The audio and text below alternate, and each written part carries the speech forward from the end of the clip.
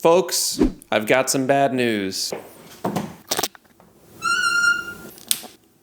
Everyone take out your notebooks, class is in session. Every good story has two things. One, it needs an obstacle that is difficult for the character to solve, and two, that obstacle needs to be easy for you to understand. This is a very difficult problem to solve. If you're unmotivated to do something, whether it's a personal project, your general life responsibilities, doing your laundry, this is really hard to solve as an adult. I currently feel like I feel so bad. It's December 28th. I've spent the last 2 days lounging around doing essentially nothing, and I have none of this. I have no motivation to tackle the work responsibilities that I actually need to be getting to at this point.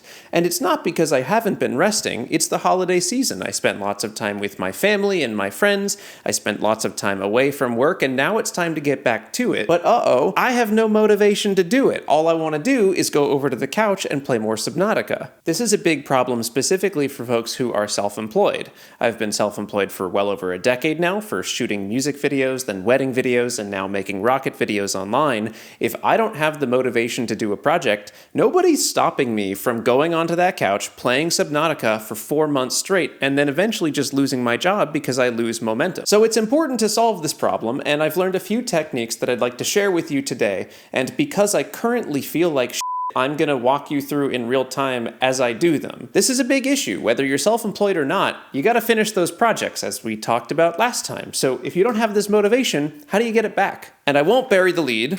The big thing in motivation is momentum. Momentum? I hardly know him. Always good to get a good hardly know him joke. This comes from a Sam Altman video I watched a long time ago. Not to be that guy, but I knew Sam Altman before it was cool. In an interview with his brother, Sam essentially says that when he has things that are moving forward and going well, he functionally has infinite energy to work on a project. And when things are going poorly or they're not moving, he has the opposite. So this is basically this vicious cycle where if you're getting things done and seeing progress being made in your personal projects or your laundry or your work, if you're seeing things getting done, it's a lot easier to continue on that path. And likewise, if I'm laying on the couch all day playing Subnautica, as I allegedly did yesterday, no one can really prove that, but maybe yesterday on December 27th, I did literally nothing but lay on the couch all day and play like 15 hours of Subnautica. Allegedly. And isn't it strange? I wonder why I feel like shit today. It's probably because I had no momentum. I lost it all in the last week or so celebrating holidays with my family. So this is just a reality that has to happen. Like, it's important to see the people you love. It's important to spend time with people you love. But at some point, you're going to have to get this back if you want to get stuff done. Momentum is energizing, and a lack of momentum is de-energizing. The first thing that I use for this, and I'm so sorry about this. You may want to close your eyes for this.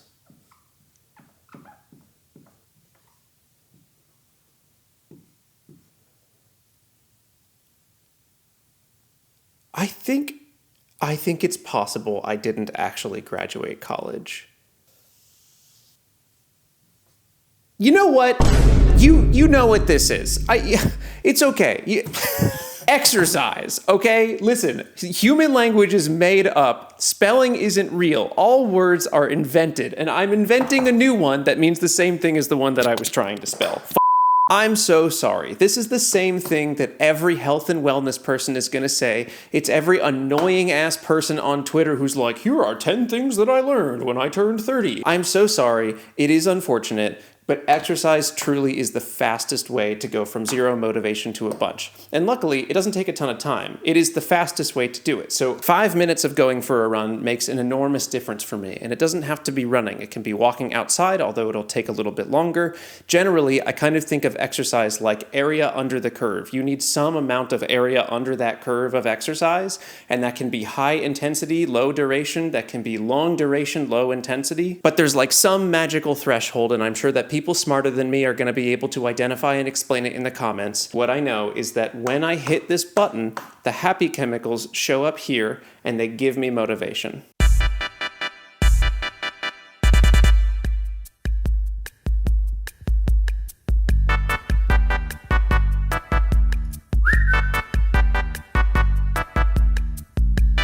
I can't explain to you just how little I want to go work out right now. I hate this, I hate this, I hate this, I hate this, I hate this. Ugh.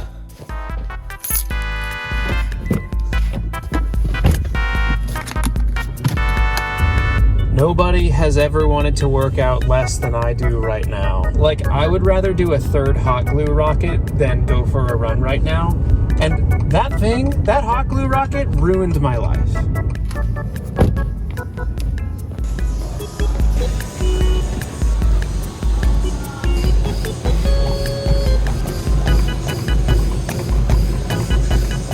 Running is stupid. And I hate it when you bring a mic to the gym and talk to yourself. Everyone stares at you like you're a idiot. I wish that last part was right, but it's still weird. So I ran 7 minutes. I'm walking 2, maybe 3, and that's it. The whole thing's done in under 10 minutes. You can do it outside. You can do it on a treadmill. But as long as you get a couple little beads of sweat, that's what we're going for. And then you can leave, just be done. The hardest thing is getting to the gym.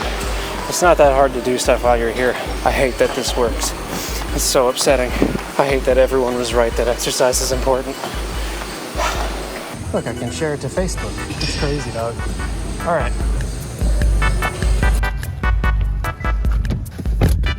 Number 2, set a timer. Specifically, we're talking about less than 10 minutes. Joe, why is it less than 10 minutes? You know, the Pomodoro technique is actually like 25 or 30 minutes. That's okay. I'm just talking about what works for me, man. The Pomodoro technique is really popular and it's setting things in about half-hour intervals.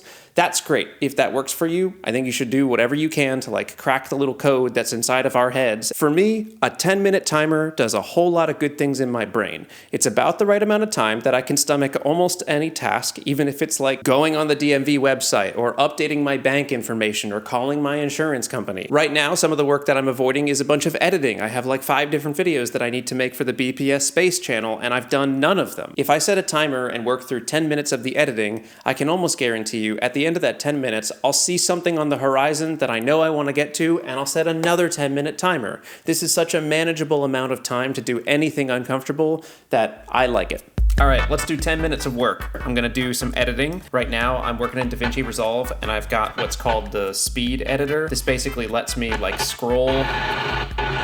It's a bunch of lathe sounds. This lets me scroll through a bunch of footage wirelessly. It's actually a great deal. You get Resolve for free if you buy the thing. That's neither here nor there. We can do a video about editing later on, but what I have to do is scroll through all these clips on the left here. There's tons of little clips, and I have to select all of the good parts of them, and that's what I'm trying to do now. I feel great because I went running. That has started the momentum for me, but we're still not back. So what I'm looking at right now in the footage is me machining the inner part of the nose tip for the meat rocket project. The really cool thing about DaVinci Resolve is I can go find the clips in the source, and then as I scroll through using these are all of my clips right here, and I can use this to scroll through the clips really fast. And then when I find something I like, if I decide, ooh, here, I crashed the machine and this piece of me grabbing this out of there is really nice, I hit in, move forward, hit out, and then hit append, and it shows up at the bottom. It is life-changing just how easy it is to edit with Resolve compared to Premiere, which I was using beforehand. And if you want to get into editing, don't start with Premiere. Anyway, that's enough talking. I'm gonna edit for 10 minutes. It's 7:48. From now until 7:58, I'm just gonna edit. That's all I'm gonna do. And then I'll have done the 10 minutes of work.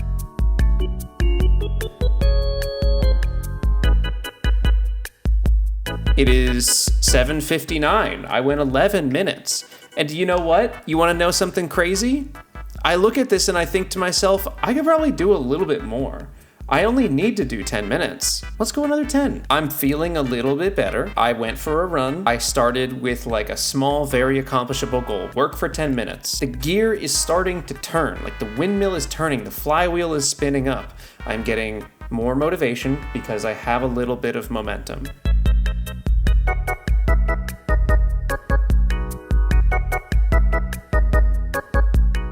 It's 8:06. It's been like 20-ish minutes. I could keep going if I wanted, except it's late enough and I've dilly-dallied enough today that I actually don't want to. Momentum is a thing that can last across a couple of days too, so knowing that I got a little bit done today, that it wasn't that scary, that I didn't need to procrastinate, because as soon as I started doing it, I wanted to do more, because I had the momentum. Knowing that will make it easier for me to start this again tomorrow. Okay, back to the whiteboard. Setting a timer also means that at the end of that timer, you will have reached the end of a task. You'll have set a task for yourself, and you'll have reached the end, which means you'll have done something which contributes to the momentum feeling. It's a little bit like those total cringe lords on Twitter who are like, I actually break my day up into 24 different days, so I am 24 times more effective because every day is only an hour. It's like the non-cringe version of that. If you set a tiny timer and you complete some task within that timer, you've accomplished something and contributed toward getting that momentum up. Number 3, we're going Roman numerals, baby. Clean.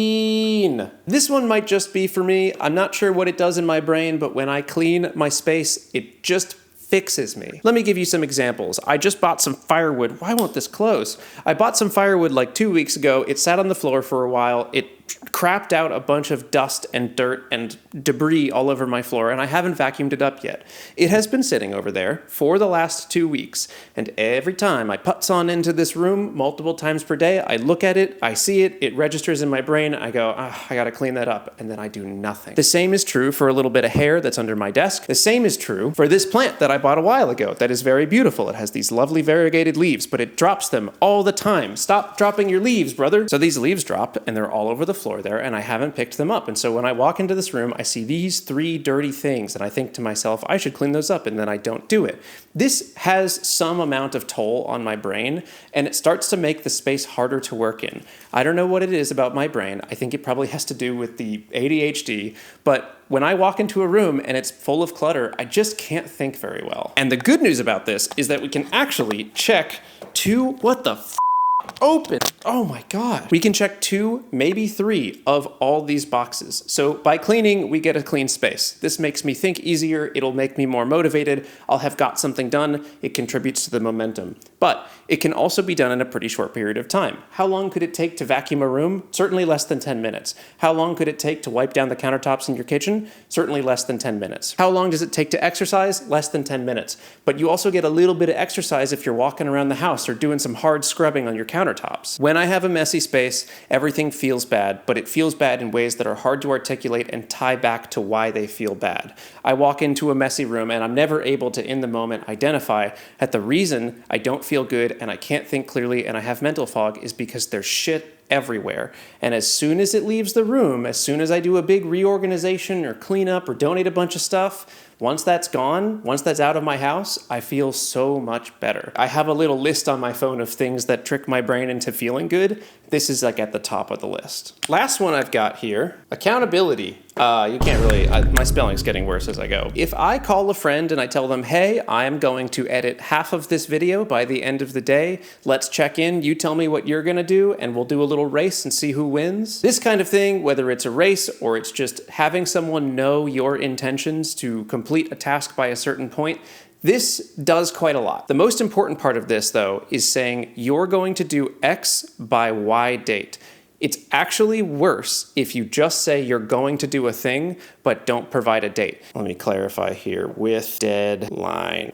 Okay. I didn't do a good job explaining this at the whiteboard, so I'm going to explain it slouched in my editing chair. When you tell people you're going to do something, but you don't set a deadline, you get the dopamine hit of doing the thing without actually doing the thing. And at some point, those dopamine hits are going to run out, so you can't then use that to like motivate yourself to actually work on the project. It ends up costing you in the long run to talk about doing a thing that you're not actually going to do. In some ways, I'm a big hypocrite with this because I constantly talk about the things that I'm going to do on my YouTube channel without setting hard deadlines. But I'm sure in your own life, you can think of examples of this where you're so excited to do a thing that you tell everyone you're going to do it. You get that rush of telling people you're going to do the thing, and then you realize doing the thing is actually very, very hard. I find that sometimes that good feeling that I get from telling people I'm going to do a thing ends up working against me in the long run. I had ChatGPT generate a list of 20 different things you can try. I think about 60% of them are good and about 40% are bullshit. Number 1, start small, pick a micro task related to your project. Great. Number 2, set a timer. I agree, set a timer. Number 3 is reorganize your workspace, which is pretty close to cleaning. But then we move on to stuff that doesn't work so well for me. Create a reward system. Treat yourself after completing a task, even if it's small.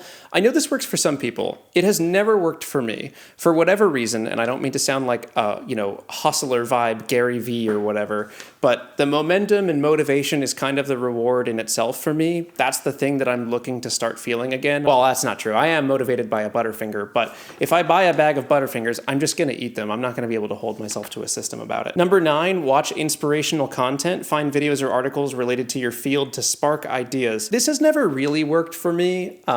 If it works for you, I think that's awesome. There's tons of inspirational content online. There's like whole YouTube channels dedicated to like motivational content. For me, it's just not something I find effective. Ooh, okay. Number 11 is journal your thoughts. Write about what's blocking you. And I am going to write this down. So journaling is great because it gets you just like that little bit of self-awareness to get you off the path of reactivity. So let me tell you about my day today. It is currently 5:10 p.m. and I have spent almost no time today doing proactive work or doing proactive activities. So I woke up at around 9. I scrolled on TikTok and Twitter horizontally in my bed for about an hour before I finally got the motivation to get up. And the only thing that got me up was a post that made me so angry on Twitter that I was like, well, now I have to get out of bed. Then I went onto the Subnautica subreddit on my computer and I scrolled on that for about an hour to try and figure out a thing that I've been looking to figure out in the game, which I will not tell you because of spoilers. Then once I was tired of Reddit, I went to the couch to go scroll on TikTok more. That lasted about an hour, and all 3 of these activities so far have only been motivated by external stimulus. At no point did I go,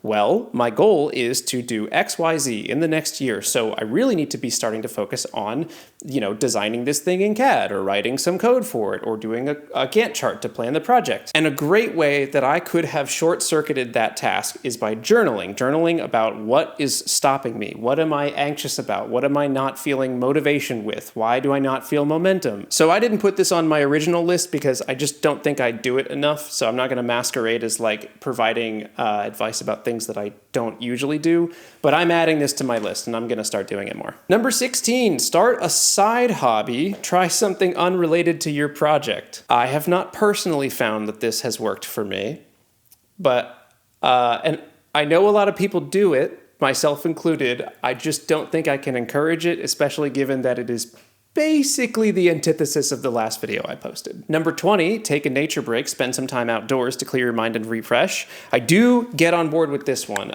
Going outside is a big deal for me. I'm basically a plant. I need sunlight. I need to be outside. I need to feel the fresh air. I love that fresh Los Angeles air laced with tons of hydrocarbons. I didn't put going outside on this list because I don't usually find that it actually contributes to the momentum or motivation. It's just good for me as a person. These are mostly like the most effective things that I can use to just get that ball rolling. Like, how do you get momentum the fastest? And for me, it's these things. Going outside is just like a nice bonus. I hope this helps a little bit if you're feeling stuck or not motivated. And maybe it just helps to know that other people are feeling stuck too. Like, is it helpful to you to know that I spent cumulatively like 3 to 4 to 6 hours today, mostly dictated by what I saw on social media?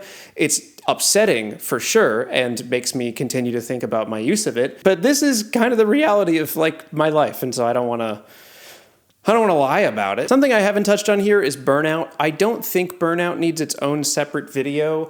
Burnout is very tightly coupled to all of this stuff. I think motivation and burnout are basically 2 halves of the same coin. In the Sam Altman interview that I mentioned, he's not actually talking about motivation or momentum specifically. He's answering a question about burnout. It's just that the advice for solving burnout looks a lot like the advice for keeping motivation up. I found this to be true personally. I've seen it happen in other people when I have momentum, when things are going even a little bit well, or when I'm making viewable, experienceable progress. It's just It's so much easier for me to keep going. And when I'm not making any progress, when I'm sitting on the couch playing Subnautica for allegedly 8 hours yesterday, or when I've spent the last week and a half celebrating the holidays with my family, I just have to know the reality is I'm not going to feel this motivation until I can get my momentum back up, and it's just going to take a little bit of work. It's not a thing to judge necessarily, it's just a thing to know. All right, gamers, thank you for watching another BPS Shorts video. I hope this helps, and if it doesn't, I don't know, don't tell me. I hope your 2024 was excellent. My 2024 was okay, had some ups and downs, and I'm looking forward to an even better 2025. Hopefully, it will only be good things that happen, and I will never experience even a moment of boredom or pain. I think that's a totally realistic expectation and one that you should adopt as well. Thank you very much for watching. I hope you have a wonderful new year, and I'll see you soon. Goodbye.